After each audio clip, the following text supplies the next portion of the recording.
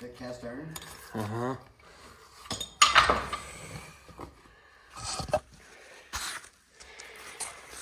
That's how you get rid of cast iron, folks. Just like that.